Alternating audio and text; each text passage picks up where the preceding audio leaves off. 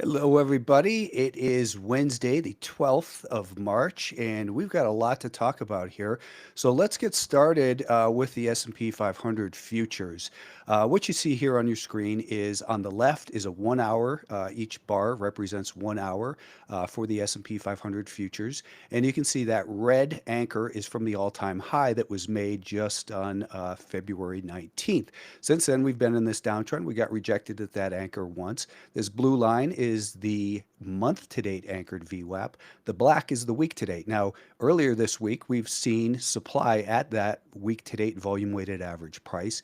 And briefly this morning, we were above it after the CPI. So what we want to do is drill down to a shorter-term time frame, the 5-minute time frame over here. This blue is the volume-weighted average price from the event. The event, of course, was the CPI. The purple is the beginning of the overnight range. I'm sorry, overnight trading for the S&P 500 futures. So you can see we've just bounced shy of the prior low. So is this a higher low? Maybe. And we're coming right into the anchor from the beginning of the week, which again had been resistance a couple times. As we failed through there, I warned this morning on Twitter that if we break below 56.25, it could signal a resumption of selling. And we saw that, but now we have this V recovery in here. Let's see how this market behaves. What I'd really like to see is maybe a little bit of this and then get an afternoon push. We're still overall in this market when we look at the SPY on the upper left corner, the NASDAQ upper right corner, semiconductors lower left, and Russell 2000, we are still guilty till proven innocent. Now, the one group that is showing a little bit of relative strength here is the semiconductors. You can see here that they are above that 5-day moving average, but the 5-day moving average is declining. So that still tells us we haven't quite made the turn yet.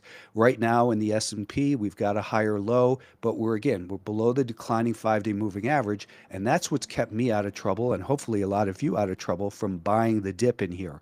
I always say buy strength after the dip. So we'll come back to that a little bit. While I have this screen up, though, that is the trading view, I want to look at Bitcoin because Bitcoin, in the weekend video, I said, if we break below this low, we might see a quick pop higher. And if you're trading for that bounce, so far where we've rallied up to in Bitcoin is right here, the purple anchor from the announcement of the strategic Bitcoin reserve. So you always want to set your anchors at important events like that, just as we saw with this S&P, the CPI. That caused a big shift in market sentiment here quickly. So we anchor to that level.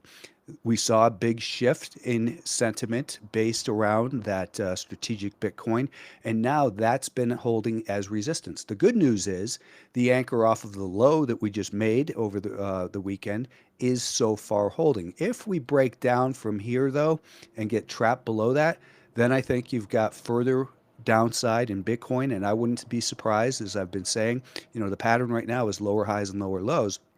So I'm treating this as a bounce. If this bounce fails, I think you're going to see a move back down towards 70,000 in Bitcoin. So that's where we are on those types of things. Let me change the screen here real quickly. By the way, this is being hosted by StockTwits, and it is live on StockTwits. So what I want you to do is make sure to go to StockTwits, and I'm trying to get this other screen shared.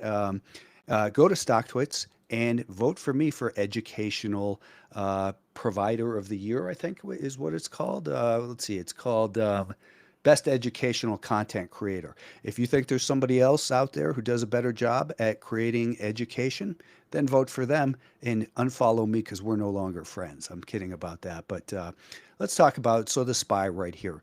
This is the SPY, and let's talk a little bit about the 200-day moving average.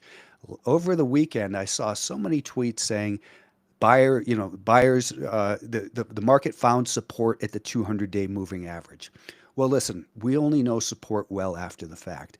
To call this support just because we closed above it at 571, there was zero evidence that the buyers were actually gaining control there. We were still below a declining 5-day moving average. All we were doing over here was probing this level. We were probing the 200-day moving average to see if it could turn. Over the weekend, I said, if it can turn, this is Monday's gap lower, if it can turn, it's likely going to do it something along the lines of this, and that will get that 5-day moving average turning higher. Then you would want to be a buyer over here. But to buy just because it touches a 200-day moving average is a very dangerous way to trade. So what I'm looking for now in terms of a bounce that we can trust is, we're building right now. We're building a higher low. If we have a higher high rather, we're still at the 5-day moving average. So if it does this, then I think we can get a more sustained bounce in the S&P 500. First, upside objective would be that month to date anchor. The second level above that would be the anchor off of the all-time high, and we'd see how it behaves from there. Prior support tends to act as resistance as well over here on the daily time frame. While we're on the subject of the 200-day moving average, I want to talk about the fallacy that the 200-day moving average is support. The 200-day moving average has the potential to become support when it's tested. People were calling support at Tesla for Tesla. That was, the price of the stock over here was 280. If you bought the stock at 280 and wrote it down to 225, you've got a much different risk tolerance than I do, because that is not support at the 200-day moving average, and you're still significantly lower. Today we're bouncing up in Tesla, and what I'd like to see is maybe we do something like this, create a little bit of action like this, and then we can get a sustainable bounce in Tesla. If you're involved now, great. I know I'd say your stop probably goes below the low of the day. If the market allows you to hold it through the end of the day, then you can make it into a swing trade. But the number of stocks that have just been obliterated through the 200-day moving average, big names, Nvidia. A-Lab has been a popular name with momentum investors, and it touched it here. People called it support, but it still had a declining 200-day moving average. I'm sorry, 5-day moving average over here. So there's no reason to be a buyer of these things yet. And this is the market teaching a very valuable lesson. PayPal tried to find buyers right there at the 200-day moving average, as did Datadog. What if you bought the 200-day moving average there? Now you're down 25%. And, the list goes on and on and on. And these are big names. Ambarella, the 200-day moving average, it's sliced right through it. Anyone had a bid in there who thought it will be support, they're getting hurt. Where are we right now? We've got companies like Affirm. Is it finding buyers here? Yes, so far, but we still have a declining 5-day moving average, so it's difficult to trust. What we want to do is see maybe it does this, suckers some people in, makes a higher low, and then starts to get going for a bounce. And I consider all these trades bounces right now because we're below 50-day moving average. GoDaddy is in the same place. Test DDY, that's why. Is it finding buyers at the 200-day moving average? Yes, but does that make it a buy? No, we have lower highs and lower lows still in here with a declining 5-day moving average. Same is true with Duolingo.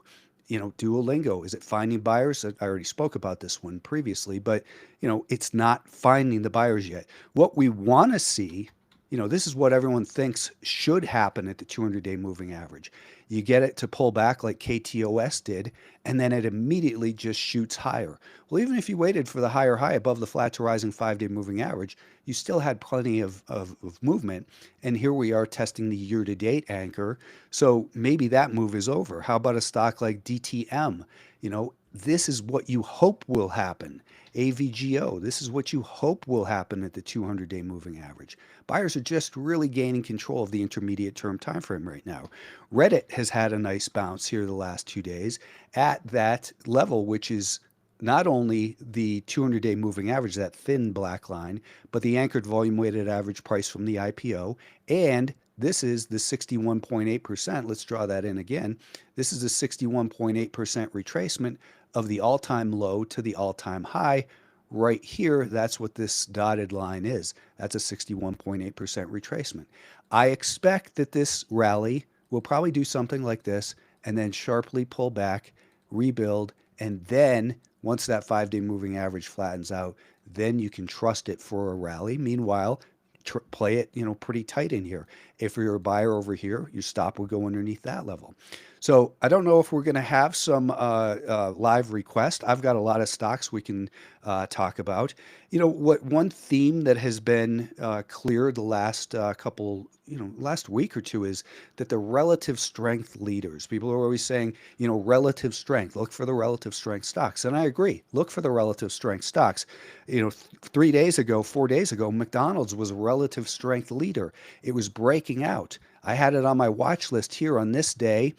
I didn't buy it that day, so I waited, and now there's just no reason to be a buyer. It was showing relative strength on Friday and Monday. Now it's relatively weak. It's just it's a failed breakout. From failed moves come fast moves, just like we saw what happened in the S&P 500. From that failed move came the fast move lower, and since then we're still in this pattern of lower highs and lower lows below a declining 5-day moving average. So these are the types of things you want to be aware of.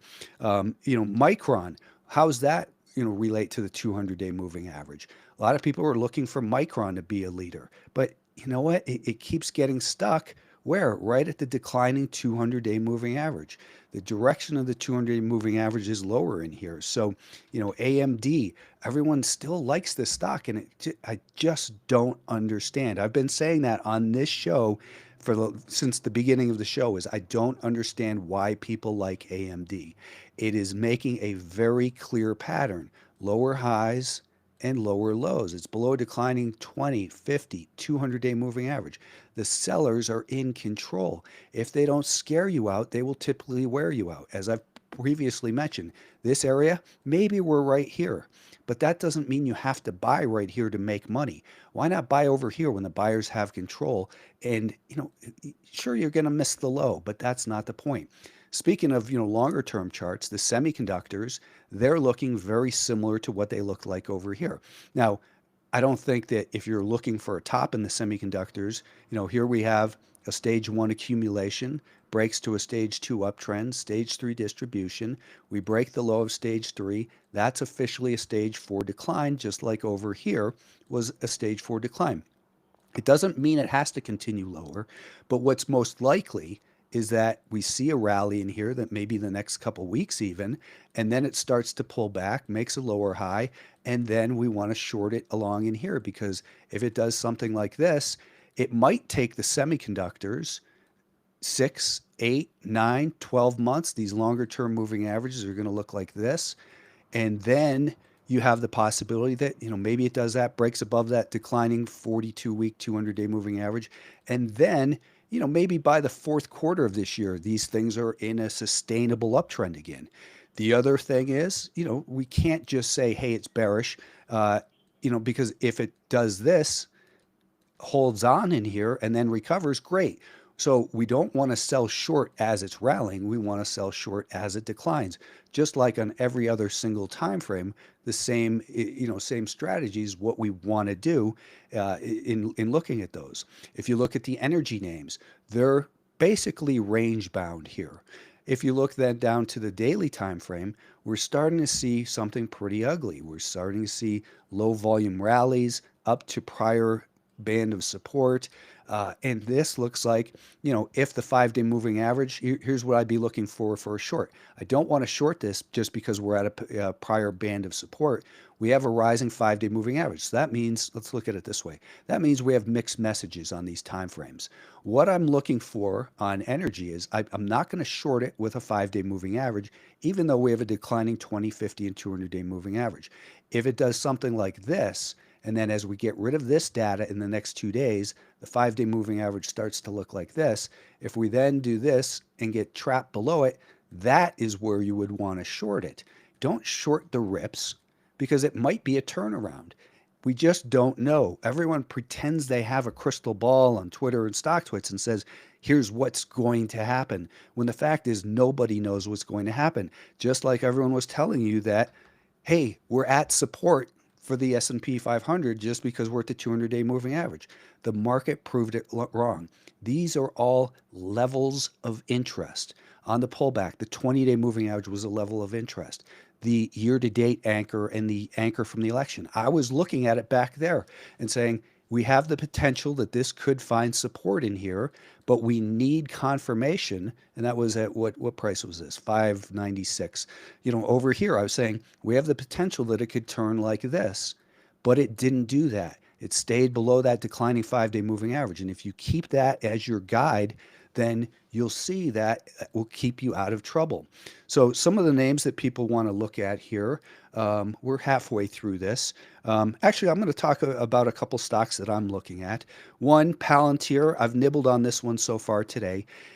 Here's what I've been talking about, and I think I mentioned this in the weekend video, is that, Palantir was a huge market leader. And arguably, you look at the weekly time frame, it's still in a long-term uptrend, right? But that doesn't mean, buying the dip was sensible because the stock has come down from 125 to 80. It's dropped 35%. Well, what I've been talking about is here's the anchor from the election, and we had been finding support in there. What I was outlining is that we had the potential that this was from a failed move lower, could come a fast move higher. Just the opposite of from the failed breakout in the S&P 500 came a fast move lower. So back to Palantir, from a failed breakdown could come a fast move higher. So some Alpha Trend subscribers are long in here. I suggested protecting it with here. Now I'd say you raise your stop in here if you've already purchased it. And this is what I've been drawing in the last couple sessions is that, we still have a 5-day moving average that is declining.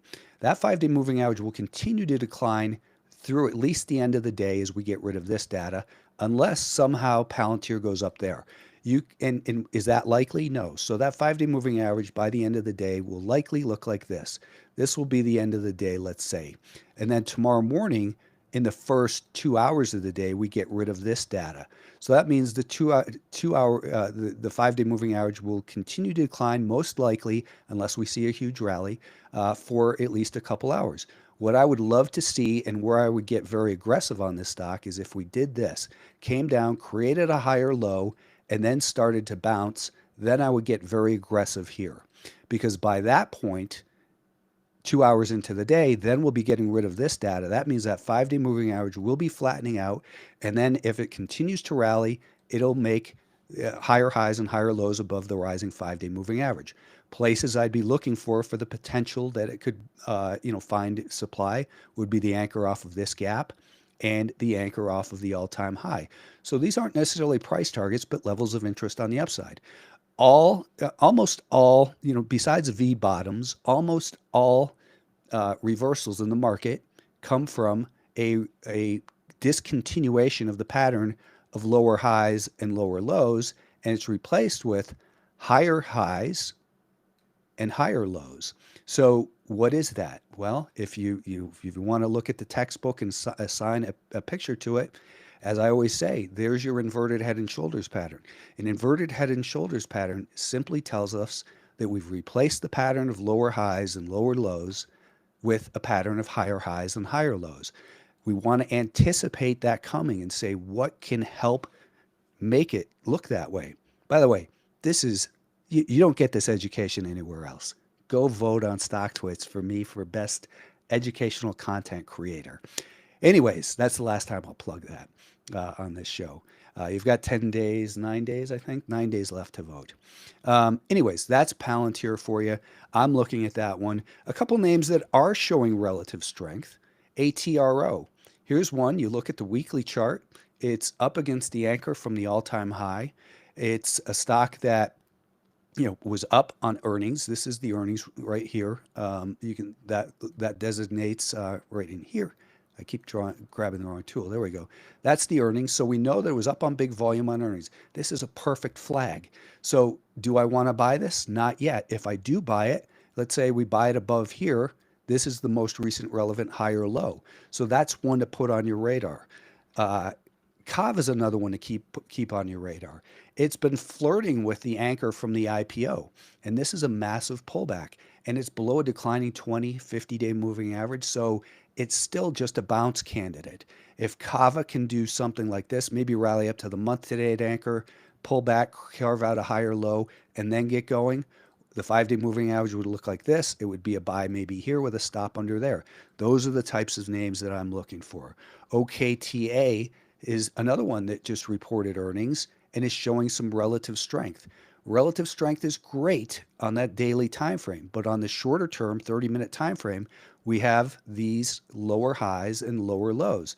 Very similar to what we saw with stocks like Affirm after their earnings report. This was the big earnings report on Affirm, and then it started making lower highs and lower lows. And if you had avoided doing that, you would avoid this big move lower. CFLT was another one on that same day. I was looking to buy this. It was on my radar up in here. And I was thinking, well, if it can do something like this, then I'm interested in getting long. But I didn't get long. And, you could say, well, why didn't you get short? Because I thought it was breaking out to a stage two uptrend on the weekly time frame. In fact, I think I spoke about this on this show a couple weeks ago, saying it had this potential, but I wasn't ready to buy until it's confirmed on the shorter term time frame. It never confirmed. There's no reason to be a buyer.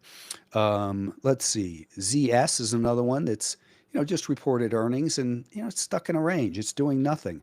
What was that other one? Oh, here's an interesting one. LUV. These guys reported yesterday, and it's not ready yet, but if you look at the weekly chart, thinking of an investment theme, here's the anchor from that high, the most recent relevant high. There's the anchor from the COVID low and the post-COVID recovery. So when you look at the weekly time frame, we have all these moving averages finally flattened out, and we're seeing that buyers are stepping in.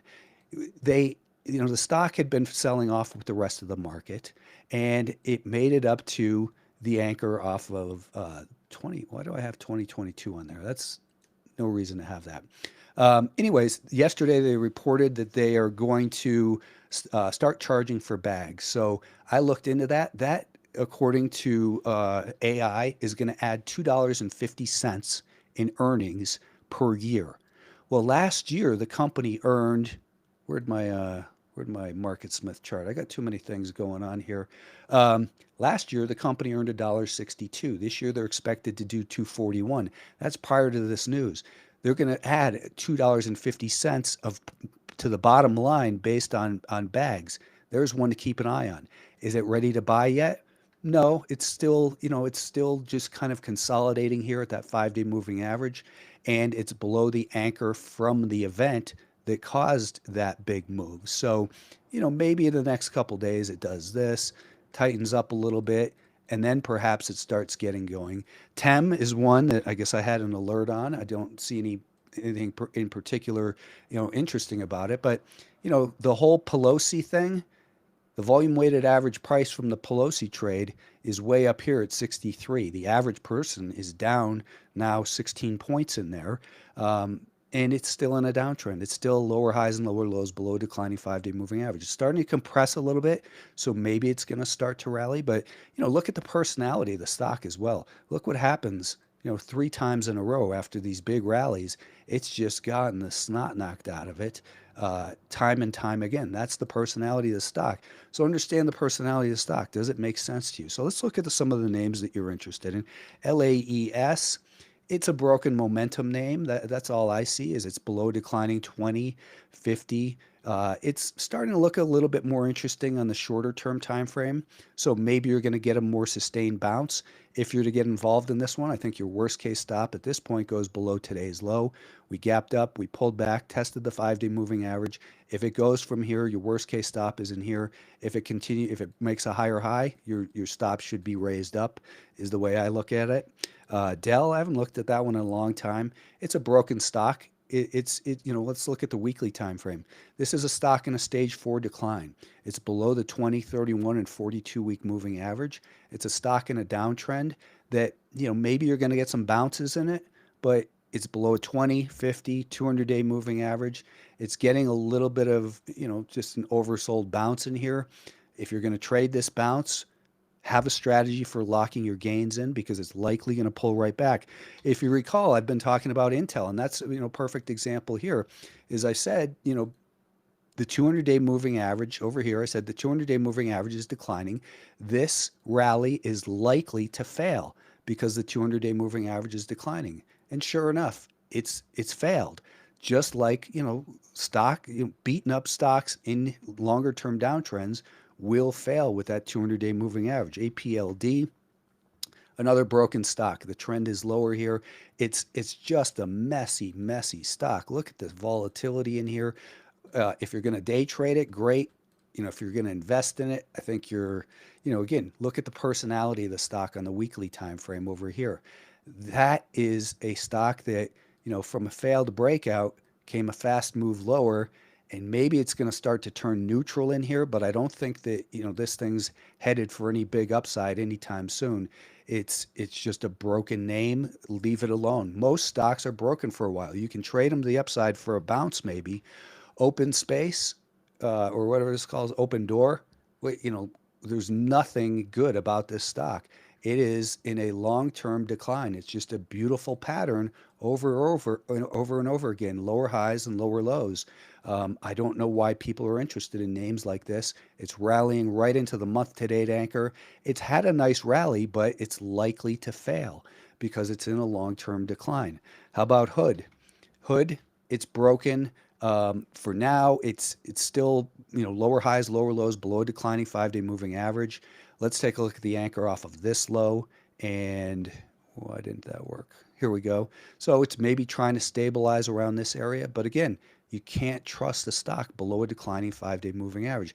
And actually, somebody did ask about AMD, which is really, again, it's in a downtrend. It's broken. People have been asking about AMD for the last 2 years. And for the last 2 years, year and a half, the stock has been in a downtrend. It's below a declining 20, 50, 200-day moving average. It's in a downtrend. And here on the shorter term time frame, I would bet that this is very close to the top of this rally and that it's likely to pull back down into here. And then if it's going to recover for a little bit more, it's going to do it something like this. So, look at the last couple times it's rallied hard. It gives those gains up. Here's a hard rally, 95 to 107, 102, that's 7.5%, 8%. This is a place that you want to, a stock you want to avoid. Someone in the chat is asking for someone to post the link to the voting, and that means I'm about to get a vote. So let me interrupt this, and I can't find the link. I'll let somebody else do it. I don't have the link saved, so actually, here we go. Let's do this. We've got just a couple minutes left here anyways, and I'm going to come back and talk about the stocks in a moment. But meanwhile, I want to share now the question is, which one is it? I've got too many screens open. Is this it? StockTwits Awards, sure. So here you go. This is the most important one. We'll talk about this in a moment, but StockTwits is doing basically, I guess, the Oscars of tech of trading in StockTwits. I'm in the lead so far, but still give me your vote because Wolf, he can pull some votes. So this is where you go, and it's stocktwits.com/awards. There is, the link to the event actually in New York City. There's a bunch of things to vote for. Hashtag ticker of the year. I voted for Tesla. I don't know anything about hashtag Legend Awards, so I didn't vote for that. And I don't really know who the community member of the year is, but I always vote for my friends, Josh and Michael. Market Surge I voted for. Perplexity is my go-to for stuff. Robinhood, I don't even use it, but I think they probably have the best platform out there for, what is this, for best retail brokerage. Anyways, and vote for StockTwits, their daily rip. So let's go back quickly and wrap this thing up.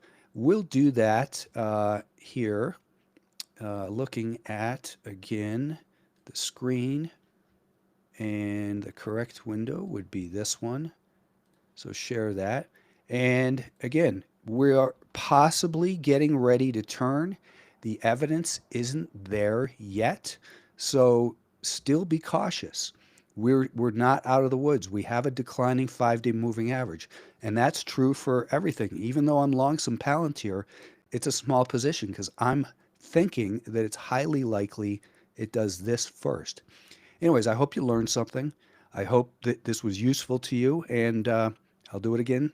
Be here same time next week, unless there's a big snowstorm. That was my issue with last week. I had a bunch of powder I had to get, so that takes priority for me because this I don't get paid for this.